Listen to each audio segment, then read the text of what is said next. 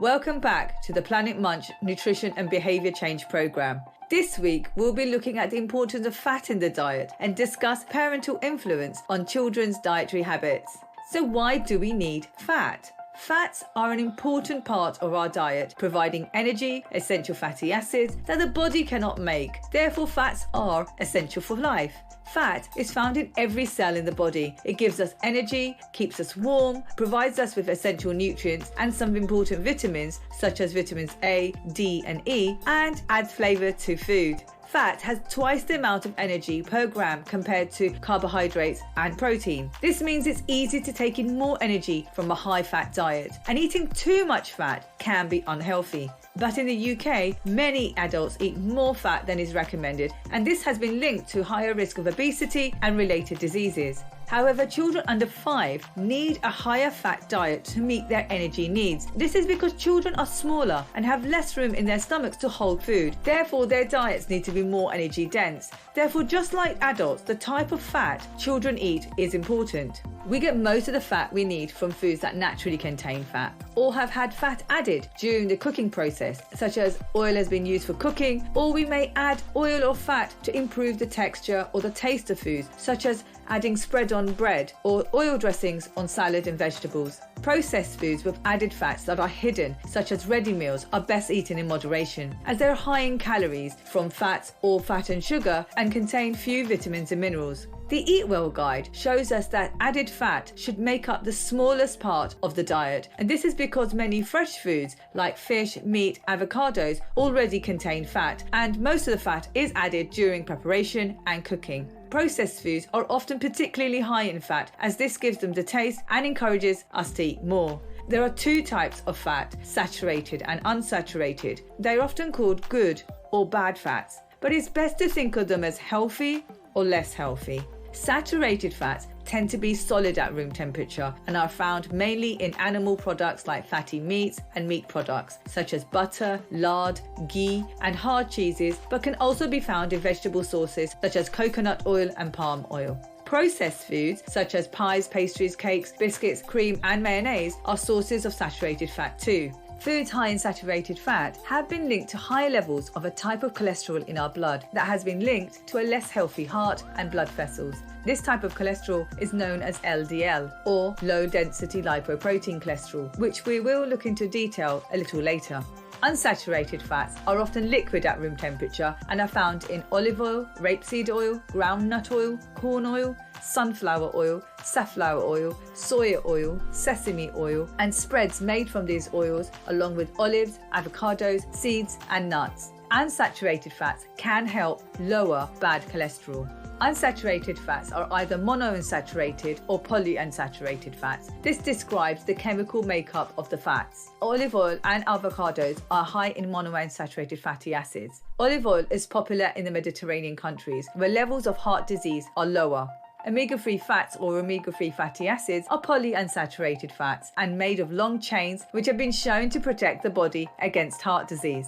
They're found in oily fish such as mackerel, herring, pilchards, sardines, salmon, trout, sprats, whitebait, crab and oysters. Vegetarian and vegan sources of omega-3 fatty acids include walnuts, linseed, flaxseed, hempseed, chia seeds, and oils such as rapeseed, hemp or walnut or linseed, and soya, or supplementation of fish oils in the form of a capsule. Fish intake is very low in the UK. 7 out of 10 adults eat no oily fish at all, and current intakes are about 1/3 of a portion a week. Current recommendation is 1 portion of fish should be oily fish per week. Children also have a very low intake. The benefits reported of omega-3 fatty acids have been to protect heart and blood vessel disease in populations who regularly eat oily fish. Therefore, we are advised to increase our intake of omega-3 rich foods in the UK. We all need to change the type of fat we eat from saturated to unsaturated as much as possible. Therefore, just by making a few changes in our buying and cooking methods, we can reduce the amount of saturated fat in our diets and improve overall quality of dietary fat, which includes trying to buy leaner cuts of meat, trimming off excess fat or skin from meat and chicken, choosing cooking methods that don't need large amounts of added fat, such as baking, grilling, air frying, microwaving, steaming, or or stir frying. Choosing healthier cooking oils such as olive oil rather than sunflower oil. Sticking to the recommended portion sizes, being aware of hidden fats in processed foods, and reading food labels. So which fat spread is the best to use? Our choice of fats will depend on taste and preference, but health-wise, there are a few pointers. It's best to choose a vegetable spread, such as an olive oil-based spread. This is preferable to butter, as it is lower in saturated fats and higher in monounsaturated fatty acids, which are more protective for the heart. Reduced fat spreads or low-fat spreads, also labeled lighter, will also help lower total calorie intake. Spray oils mean you can use a lot less fat when cooking, so they are a healthy choice too. There are spreads on the market which are labelled to lower cholesterol. These can be expensive, and as a first-line measure, it's best to cut down on total fat and swap saturated fat for unsaturated fat and use healthier cooking methods.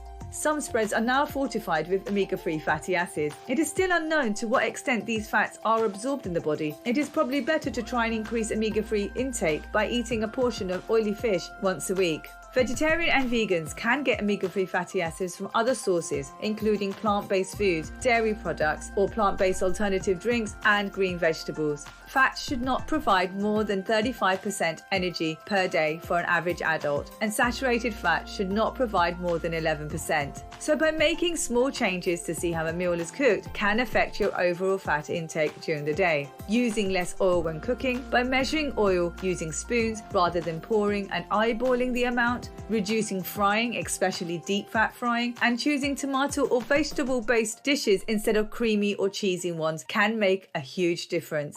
This is especially important if you're trying to manage your weight or lose weight. You can see this could really make a difference over a period of weeks, as such changes can help lower energy intake, reduce the risk of gaining extra weight, and is much better for your heart and your health in general. Children under 5 do need to have full-fat milk, as it has more vitamins and calories to help them grow and develop. If a child is over 2 years old and eating well and thriving, and particularly if you want them to eat more healthily, it is best to switch to semi-skim milk, which has less fat. However, remember to give children daily vitamin drops of vitamins A, C, and D. Adults and children over 2 may choose lower fat milk and milk products to help with weight management, provided your child is a good eater and growing well.